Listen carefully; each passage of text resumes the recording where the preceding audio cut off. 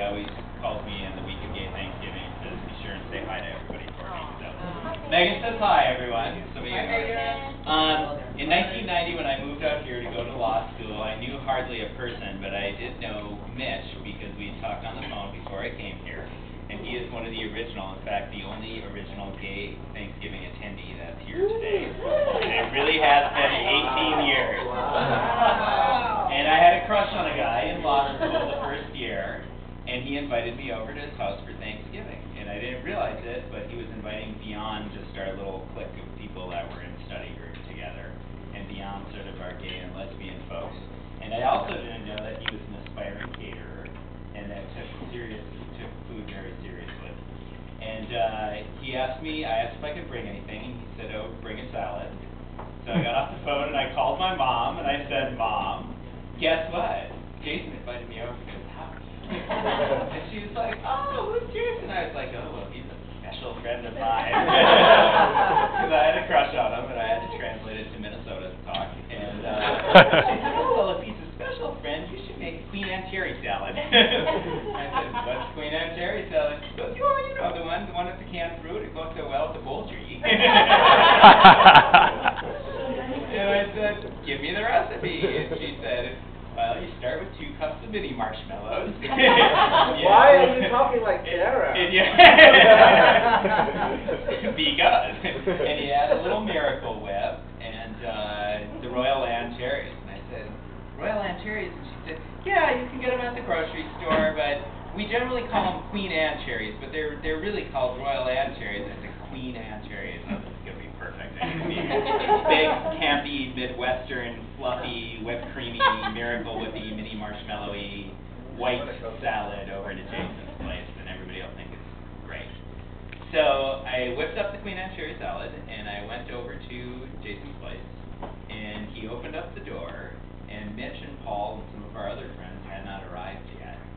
And there was a couple fashionably dressed homosexuals in the other room that were eating bacon-wrapped dates and drinking Chablis. And Jason opened up the door and was wearing a perfectly pressed, not dirty white apron.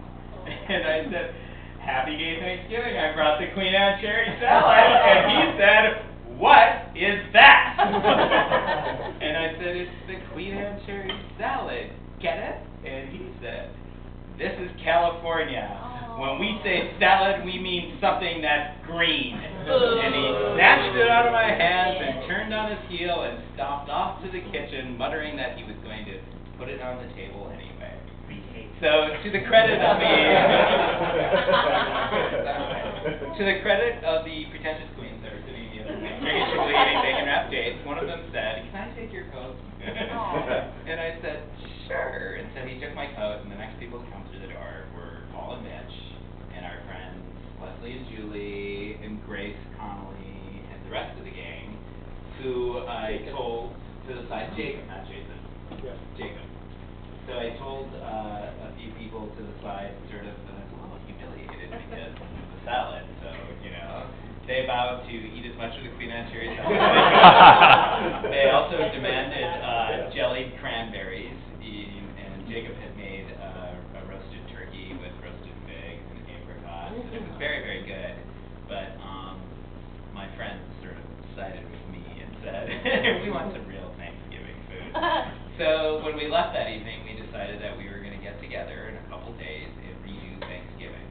And Mitch and Paul, and I believe it was Grace, maybe Annette, came over to my apartment, and I did my first turkey ever. And we had mashed potatoes and gravy, cranberries, Queen Anne cherry salad. Somebody brought a pumpkin pie, and that was about it.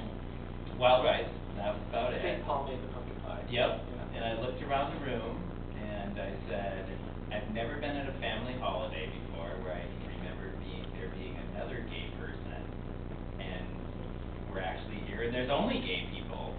And Mitch or somebody, we'll give Mitch credit since he's still here. Mitch said, well, it's just a gay Thanksgiving. And I said, we have to do it every year from now on. So that's why we have gay Thanksgiving every year. That's why we have Queen Anne cherry salad, and most people generally like it. So, So Kieran, The triathlete. Yes. When we sat down for dinner, right now. Thank you, Carl. Got it, Daddy? Let's finish. Let's talk about the One of the vindication. guests that evening who was there was Leslie DeMario, who was a second-year law student and a very sort of athletic, sort of Athena, every woman sort of lesbian, very beautiful, very much a triathlete, and was training to be in a mini triathlon, and was watching what she was eating and sort of eating training fare. But to make me feel good, she had a little bite of the Queen Anne cherry salad. By the time dessert came around, somebody said decaf or regular, and she was like, I'm having regular.